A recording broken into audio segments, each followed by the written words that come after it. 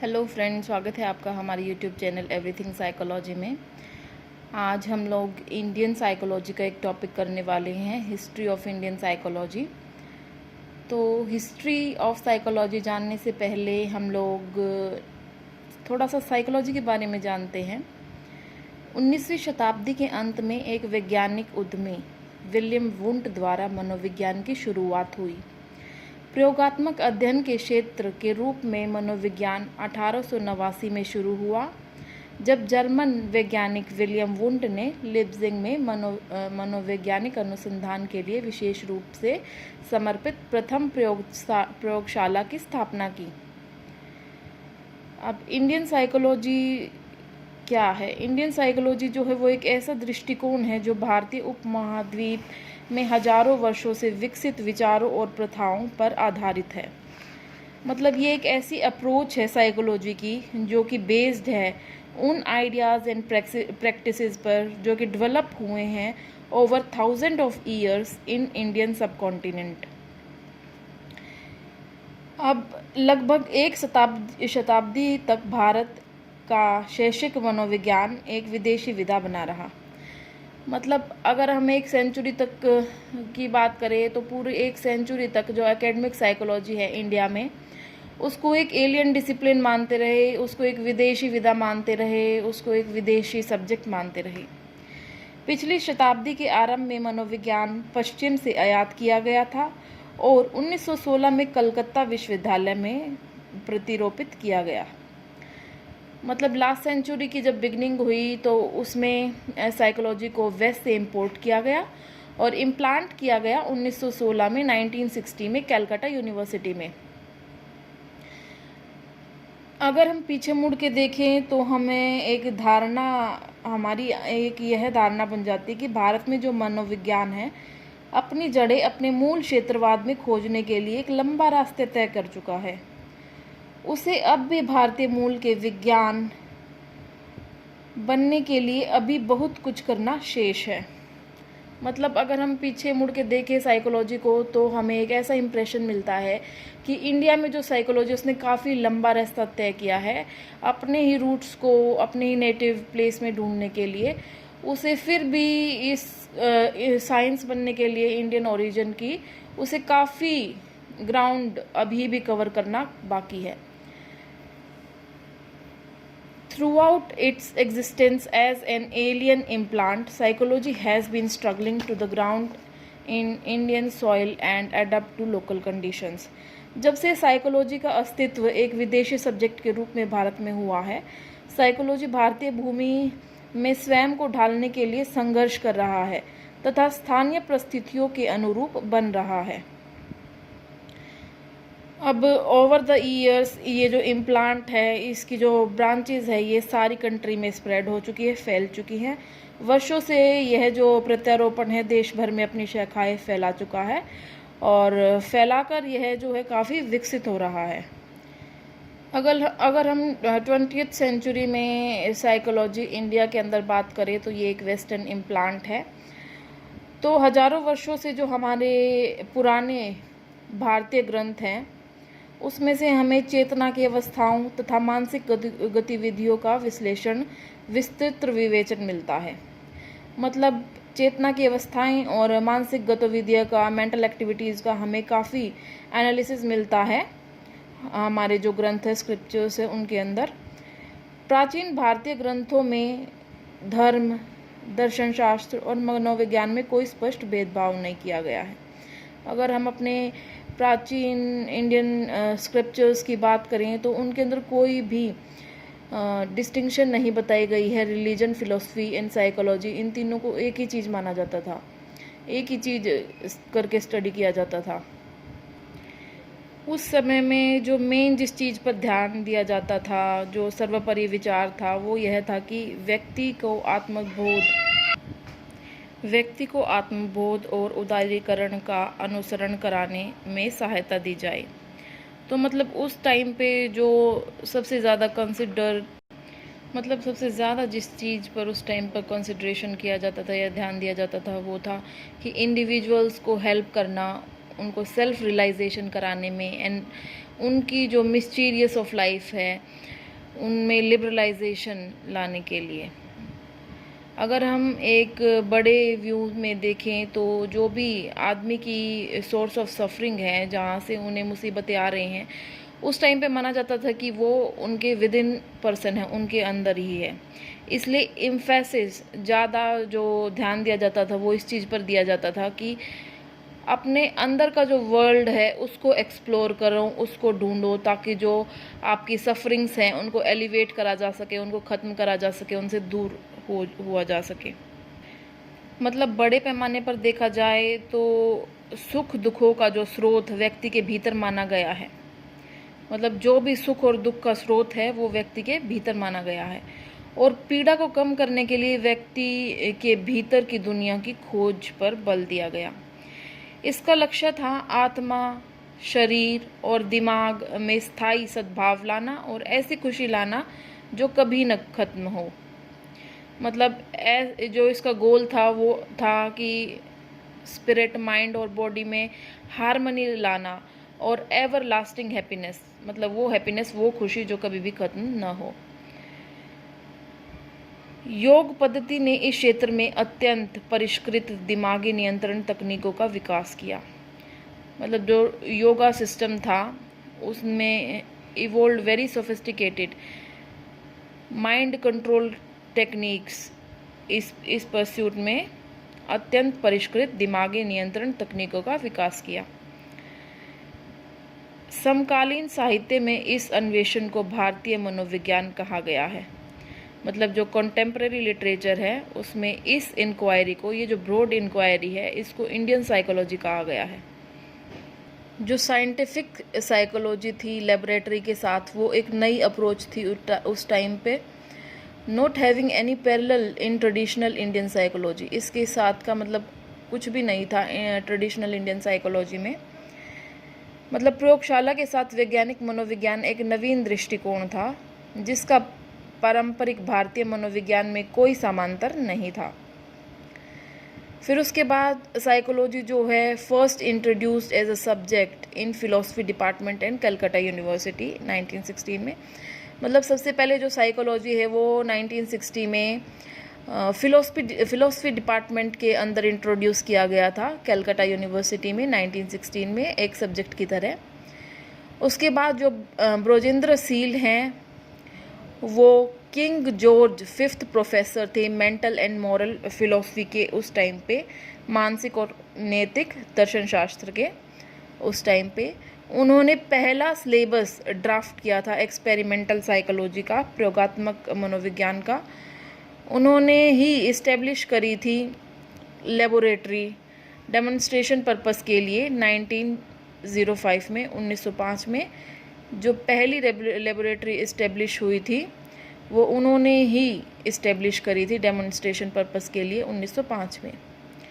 11 साल के बाद जो ये लेबोरेटरी है इसको ही अपग्रेड कर दिया गया, इसको ही पहला साइकोलॉजी डिपार्टमेंट बना दिया गया, the department of experimental psychology, प्रयोगात्मक मनोविज्ञान विभाग, इसको ही बना दिया गया। फिर उसके बाद जो नरेंद्र नाथ सेनगुप्ता थे उन्होंने इस डिपार्टमेंट की अध्यक्षता की। नरेंद्र सेनगुप्ता ने अपनी एजुकेशन जो है हार्वर्ड यूनिवर्सिटी में करी थी ह्यूगो मिन्स्टरबर्ग के साथ, जो कि विलियम वुंड के एक स्टूडेंट रहे हैं। विलियम वुंड के ह्यूगो मिन्स्टरबर्ग जो थे एक अमेरिकन साइकोलॉजिस्ट थे।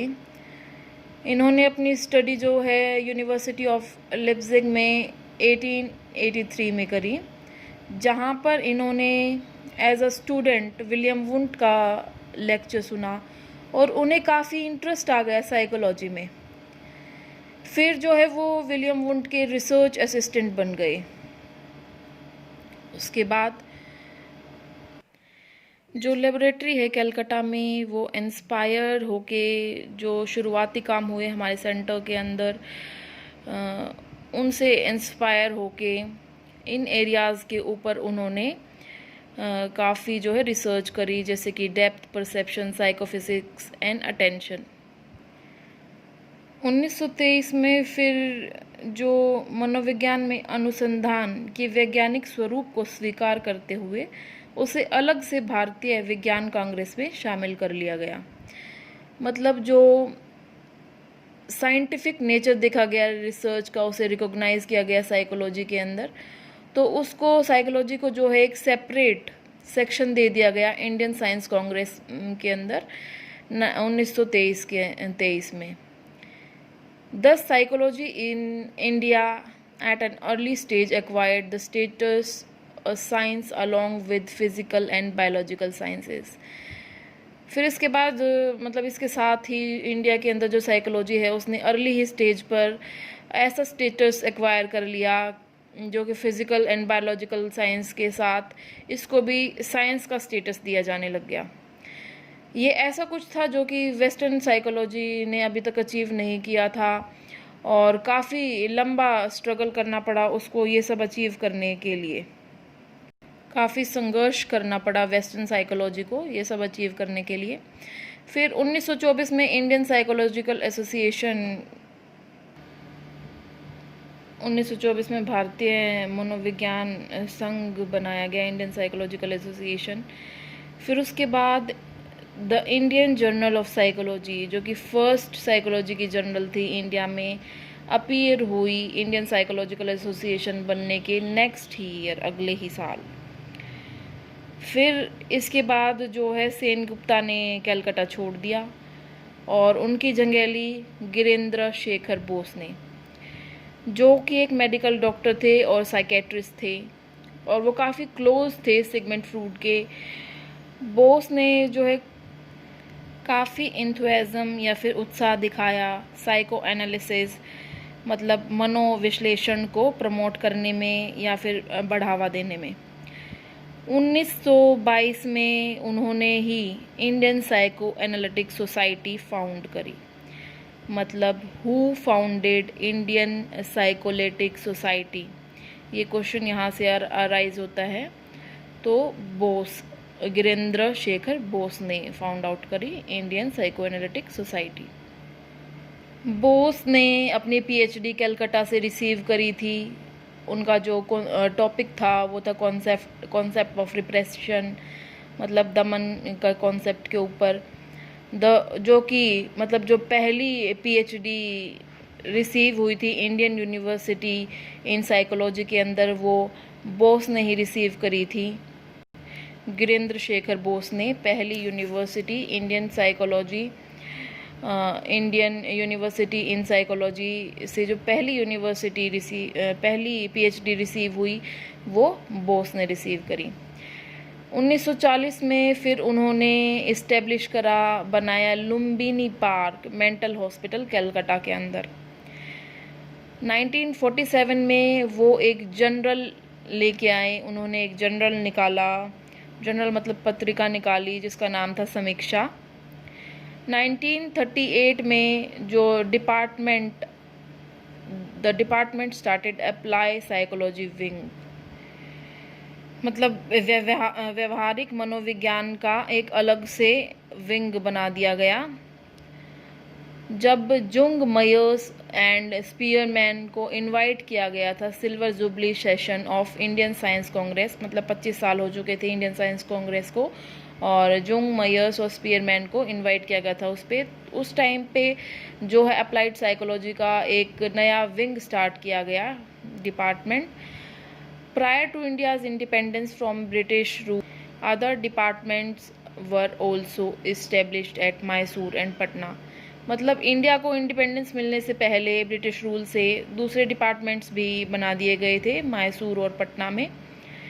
जो MV गोपाल स्वामी थे उन्होंने हेड किया था डिपार्टमेंट मैसूर में। MV जो गोपाल स्वामी है वो ट्रेंड हुए थे लंदन यूनिवर्सिटी में स्पीयरमैन के साथ मेंटल टेस्टिंग ट्रेडिशन में। उन्होंने ही developed Indian adaptations of western intelligence test and applied psychological principles in the field of education.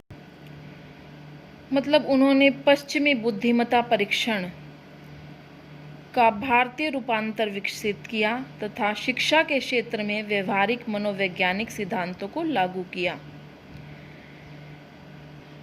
Gopal Swami जो हैं वो फर्स्ट थे जिन्होंने सेटअप करा एनिमल लेबोरेटरी इन इंडिया, पशु प्रयोगशाला जिन्होंने सेटअप करा, फर्स्ट पशु प्रयोगशाला वो थे गोपाल स्वामी। 1946 में जो डिपार्टमेंट ऑफ पटना है वो शुरू हुआ institute of psychological research and services के साथ, जो कि हेड किया गया, जिसके अध्यक्ष थे HP मेहती। मतलब जो डिपार्टमेंट ऑफ पटना था वो मनोवैज्ञानिक शोध संस्थान institute of psychological research and services के साथ शुरू हुआ, जो कि जिसके अध्यक्ष थी HP मेहती। और इसमें जो है आम जनता तथा छात्रों को भारी संख्या में व्यावसायिक मार्गदर्शन तथा परामर्श प्रदान किया गया। HP मेहती जो है ट्रेंड थी गिरिंद्र शेखर बोस के साथ, और उनका जो ओरिएंटेशन था, दिशा निर्देशक था, वो था साइको एनालिटिक एंड क्लिनिकल, मनोविश्लेषणात्मक और नैदानिक का उन्मुखीकरण। कम समय में पटना परामर्श सेवाओं में शोध के लिए एक प्रमुख केंद्र के रूप में उभरा। मतलब काफ़ी कम समय लगा पटना को एमर्ज होने में, मेजर सेंटर्स जो कि था टीचिंग के लिए, रिसर्च के लिए और काउंसलिंग सर्विसेज के लिए। इस काल में जो अनुसंधान हैं वे मुख्यतः, मतलब इस काल में जो रिसर्च हुए हैं इस पीरियड में, वो मुख्यतः मतलब मेनली इन एरियाज़ में है: sensation, perception, psychophysics and reaction time influenced, जो कि इन्फ्लुएंस थे work of Wundt and Titchener के साथ। उस टाइम पे जो इंडियन साइकोलॉजिस्ट थे उनको काफ़ी आकर्षण था प्रयोगशाला के काम और मूल्य मुक्त अनुसंधान के लिए, जो कि बेस था, जिसका आधार था नेचुरल साइंस मॉडल, प्राकृतिक विज्ञान मॉडल। इस क्षेत्र में भारतीय मनोवैज्ञानिक के हितों को बनाए रखा गया। इन एरियाज़ के अंदर जो वेस्टर्न रिसर्च हुए हैं उनको ईजिली दोहराया जा सकता है बिना किसी सांस्कृतिक कारकों के विचार किए। उस समय में जो सोशल साइकोलॉजी का एरिया था वो मेनली फोकस था आल्पर्ट्स के एक्सपेरिमेंट्स को रिपीट करने में, और इंडियन सैंपल्स के साथ, मतलब इंडियन सैंपल्स लेकर जो है आल्पर्ट ने जो जो एक्सपेरिमेंट्स किए थे उनको रिपीट करने में सोशल साइकोलॉजी काफ़ी फोकस था।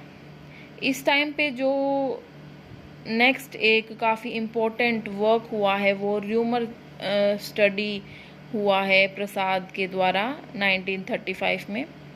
प्रसाद कौन